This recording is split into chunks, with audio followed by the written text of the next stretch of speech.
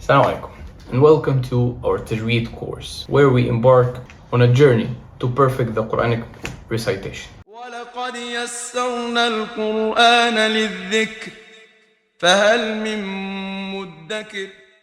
Last time we have a brief talk about why reading Quran is important, and today inshallah we'll have a general mapping on what we are going to explain or what we are going to discuss next few topics inshallah, okay? We'll have a quick look about some concepts like a beat, what is the meaning of a beat in Tajweed, Ghunna, Noon Sakin and Tanween, Meem Sakin, Noon and Meem Mushaddad, Med, okay, and Qalqalah, and some basic concepts that will make you read like near for the perfect reciters inshallah, okay?